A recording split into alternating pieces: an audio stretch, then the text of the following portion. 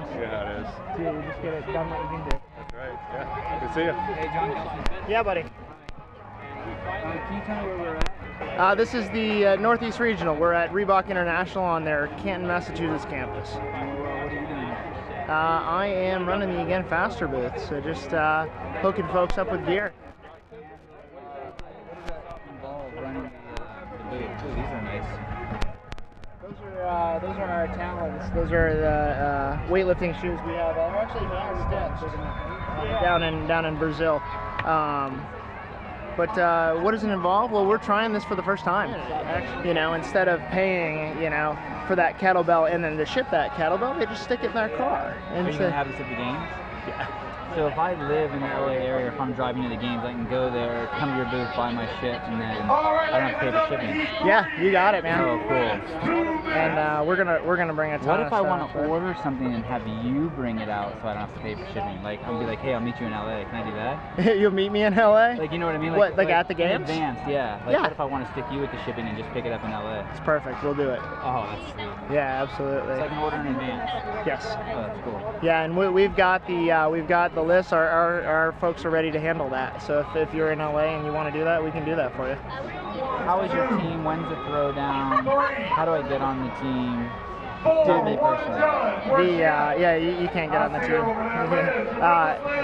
The next throwdown needs to happen in the fall. You know, I've talked with Bill Henniger at Rogue about getting that done, and we've floated the idea. We don't have a date, we don't have a location, but we both got teams, and you know, I think that was one of the purest expressions of CrossFit that we've had in the past 12 months, and I had a great time and want to do it again. You know, no, I could care less. I really don't care what your fan time is. I don't care how much you deadlift. I care that you care. I care that if everything went away, if the sponsorships went away, if the games went away, if your house burned down and you would get up in the morning and still do a WOD, I want you on my team. Greg Amundsen, have you ever thought about getting him on your team? Greg Amundsen is a personal hero of mine. That would make me so beyond happy. It really would. How cool is Greg Amundsen? He's so cool. Greg has coached our team. He actually came out to our team summit and did some of his goal setting with them. And I didn't, but now I'm kicking myself in the ass. Maybe he'll see this video. I love Greg. I love Greg. On the team? Greg can be on the team right now. I have $300 and I want to build a home gym. What do I do? Oh yeah. $300. Yeah, that's all that is. I guess you just strap it around your I would wrist buy and a pull-up bar, through these just a stud bar, something to hang off the ceiling, and a kettlebell, probably a 24 kilo kettlebell, a set of rings, and a pair of 30 or 40 pound dumbbells, depending on how strong I am. And what would I do other stuff with the kettlebell besides kettlebell swings? Probably not. No, and in that manner, you can get by without the KB. I mean, and just get another heavy set of dumbbells.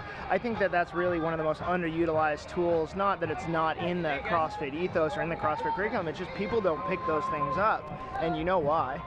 It hurts, right? You know, it demands a ton of stabilization, but doesn't take the storage room of a barbell, doesn't take the shipping cost of a barbell, doesn't, the list goes on, but you could get so much done with a set of rings, a pair of dumbbells, and a pull-up bar.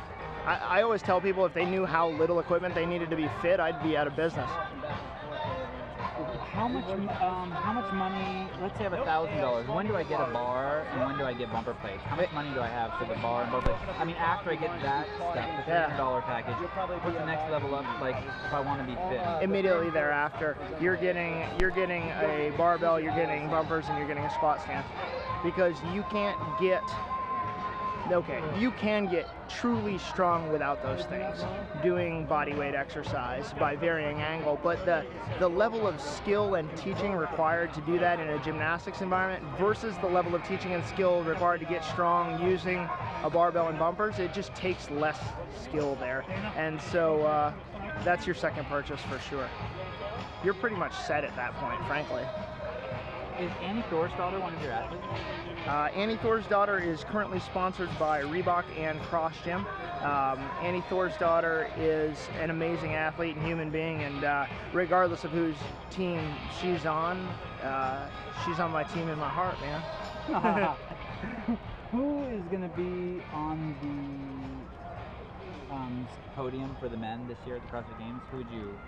That's a great question, and it's a muddled question. The reason it's muddled is that I look at the European finishes, and you see typically in some of the regions where CrossFit's recent, people penetrating that podium that you really don't have any concept of capacity, right?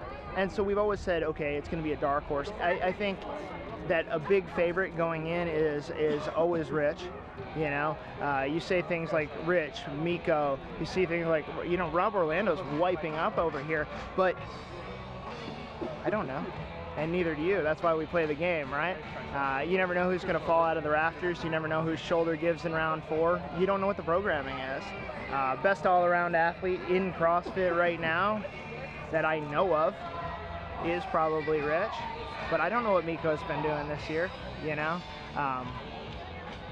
That's why we play the game. How come when I ask people this question, this is going to be a little bit putting me on the spot? Yeah. How come when I ask people that question, I don't hear Graham Holmberg's name? It's a good question. I think that there's been a concept that Graham he's a perfect CrossFitter by Greg Glassman's model of CrossFit, right? The idea that I am not the best at anything, but that I am good enough at everything. And Graham is an incredibly well-rounded athlete. And again, I don't know what Graham's been doing this year, right? But the sense was from watching him last year and watching him in Tahoe that Graham is a hell of an athlete.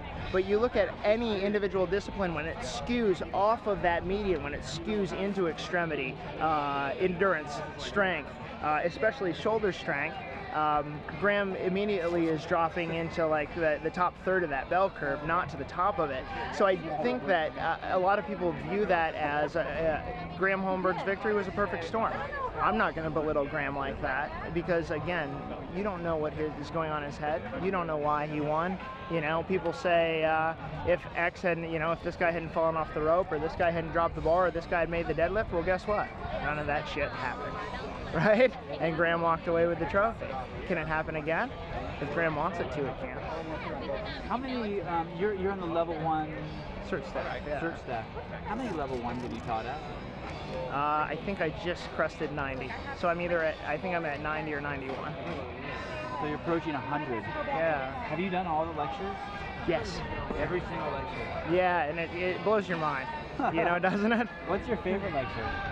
My favorite one to give? What is fitness? That was the document, that was kind of the seminal thought from Greg Glassman is What is Fitness? CrossFit Journal #2 that I read. It was the first thing I read in CrossFit, and it was, I said, this is the smartest thing I have ever read about fitness. And I'd read a lot of stuff about fitness at that point, and to have sat in my level 1 in October 06 while Coach gave that, and then to realize, you know, 5 years later that you're standing up there delivering that brilliance, it's almost like in some way it's a little bit yours. And, you know, it's always Greg's and it's always CrossFit, but being able to stand up there and feel like I'm blowing somebody's mind right now with this information, it's a tremendous honor. Is there a level of CrossFitter we haven't seen yet? Is there someone out there who can just bury the pack? Are there 100 athletes out there that can count that haven't been found? There aren't 100. No. There aren't 100. Is there one? Yep. Absolutely. We've always seen every generation of almost every, I want to say industry, it's not exactly right, let's say discipline. They think at the U.S. Patent Office in 1909 that they've seen every patent that's worth patenting. They think they've mapped every chemical structure by 1994. You think that we've seen everything the human genome can see by, you know, 2011. Bullshit. It's always bull. There's always more to find, and to think that for some reason that universal law that applies to physics and biology somehow doesn't apply to CrossFit, which is an amalgamation of physics and biology, is retarded. retarded. There's somebody out there who's going to walk in and steamroll.